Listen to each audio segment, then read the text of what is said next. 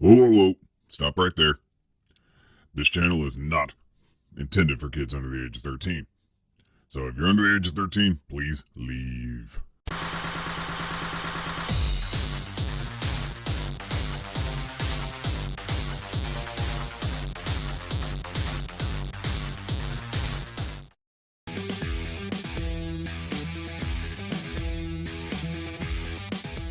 Hey everybody, Arthur here with another unboxing video. Today we have NECA's Teenage Mutant Ninja Turtles Splinter. This is from the live action film and it is a GameStop exclusive. These live action figures have been GameStop exclusive since they announced them at San Diego Comic-Con as a set, and then they were releasing them individually as GameStop exclusives. And I got my hand on Shredder, Foot Soldier, Art G got me the Melee Foot Soldier, and then I have Shredder that I already reviewed. So if you haven't seen the Shredder one, go back and check it out. But he comes in that typical style NECA Teenage Mutant Ninja Turtles style packaging, GameStop exclusive sticker there. But you got the iconic image right here that we've seen growing up as a kid on movie posters, VHSs. I mean, we've seen that many times, and it's just iconic. On the left side of the package, we have the Teenage Mutant Ninja Turtles sort of like title with that glow around it. That is also something we've seen a lot with the film. And then we got the two shots of the actual figure posed up. And I love NECA for the fact that they cover their boxes with the figure posed up and on display with different lighting and diodes. I mean, NECA knows how to advertise their figures, because you could do the same thing and get these same shots if you get the right lighting and diodes and stuff like that. So it is awesome that they do that. On the right side of the box, we have the figure just taking up the whole image. They just took a great shot of this figure and they slapped it on the side, and it looks great. On the back of the box, we have more images of Splinter. We also have a little bit of a read up on the back, so feel free to pause it if you'd like to read it. At the very bottom, we got the turtles all posed up, and I do believe those are actually the turtle figures they released, all posed up as if it's the back of the film. And then I love what they did with the NECA logo down there. This Splinter figure out of the box, he looks so serious and calm, and it's like I just reached in through my old tube TV and pulled him out. It's such a beautiful looking figure. When it comes to the accessories, he comes with a slice of pizza, and I do believe we've seen this slice of pizza before. It's just a piece of like supreme pizza. It's got like a little bit of sauce and everything. You know, and again, you can't have too many slices of pizza. That's why I ended up getting some pizza from my buddy William Duske from Duske Till Dawn, Night of Living Geeks. He makes a lot of props for these size figures. So if you're looking at actually picking up more pizza slices for your turtles or any other figures, definitely check him out. I'll make sure to link his contact information down below. Here, Splinter comes with just some nunchucks, and the nunchucks, they look all right, but when I took them out of the package, I really thought that this piece up here was going to be rope or something, but it's actually a wire. So you can actually bend it into a position that you want. It's cool, but then also it just, once you start bending it a lot, I can imagine, I don't know if the wire will break, but it sort of loses that way of just sort of, gotta really mess with it to make it look again like it's just hanging naturally, where, you know, you get the more hanging naturally look when it comes to chains or ropes on the actual items. But it's sort of like a love-hate type of scenario. It's awesome that it's wired, so you can get some nice dynamic poses out of it and attacking poses. But yeah, I guess it would have been cool if you could maybe interchange, like have like these pieces pop off and you could put the ropes on. I don't know. Just the idea, but it's cool that he comes with a weapon. Lastly, he comes with his TCRI ooze container, which is sculpted and painted very well. So I had to zoom in with my camera to actually be able to pick this up on camera, but it does say warning hazardous material right on the ooze container, which is just a little bits of detail like that make it awesome. Now continuing looking at the ooze container, you got the little toxic sign up top. It does say, you know, CC2 radioactive material on it. It's got the big gouge of where the actual ooze, you know, came out.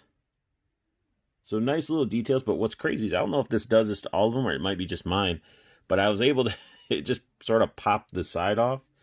So I'm sure you could probably carve out the little crack right there and put in like a green LED to give that glow like NECA did with that bigger version that they released, a replica of this container, which I missed out on. I need to get a hold of it because it's such an awesome container and it glows. I mean, it has a built-in light, which I think you could do with this. Here we got Splinter all close up. And again, he just looks super calm. Got the robe. It's tied up with a little ribbon. His hands sculpted very nicely. And his robes are filthy. This is dirt all over, even on the bottom. Just looks gnarly, full of holes and everything. I mean, he's been living in the sewers. So, of course, this thing's going to look nasty. And it's literally, it's like, has like these dirt spots that you can see. And then it's like two-toned as well. It's just nasty. It's nasty. It's what you'd expect from a rat that lives in the sewers. But look at his head sculpt. That head sculpt is phenomenal. He's got his ear missing, thanks to Shredder.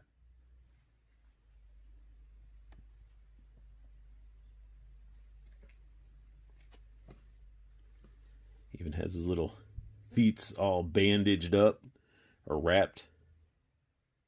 And then he's got a little rat tail. So, I mean, overall, tons of paint and sculpt work in this guy. There you go. You can see under his gi.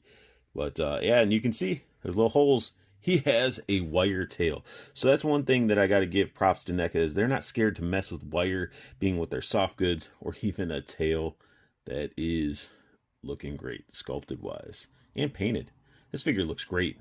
It is a fantastic figure to have with your Ninja Turtles. Let's go ahead and dive into his articulation. His articulation is great. Now, mind you, this figure comes out of the box sort of stiff, so be very careful with his shoulders and elbows, as those were the stiffest that I had in the actual with the figure. So his head can slouch down. There's like a ball joint in here, and then there's a joint up at the top, so you can get some, without moving the neck part, you can get some really good up and down movement out of this figure, pulling on his goatee. So you can, you know, really, really nice range of motion when it comes to the head here.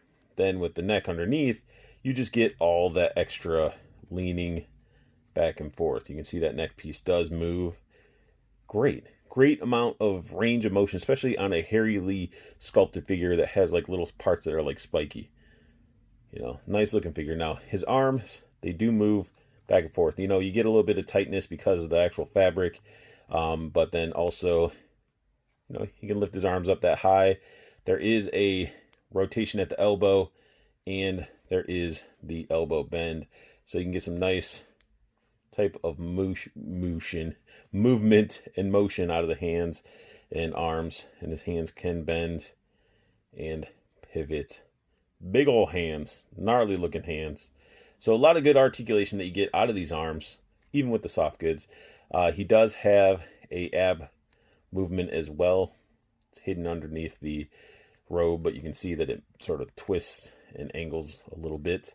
And then flipping up his robe, his legs, they click. But he can do splits like that. He does have a single jointed knee, but it does pivot at the knee as well. And then his ankle bends. And then he actually has a toe bend in there. So tons of nice amount of articulation.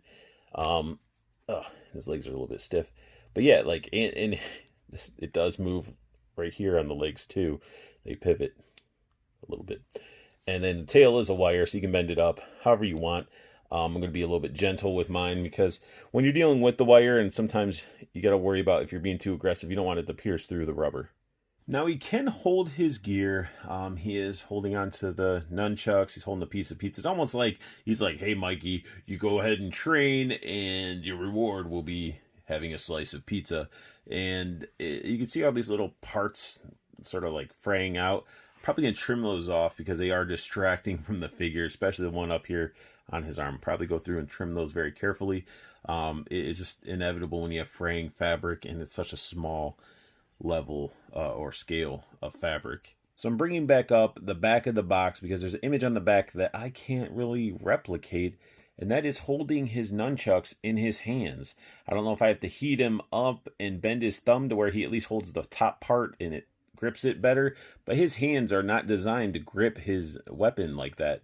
So if you guys have this figure, comment down below, have you tried posing him this way, and does yours hold the weapon in hand? Mine does not, and it's sort of a bummer because like it looks cool this way.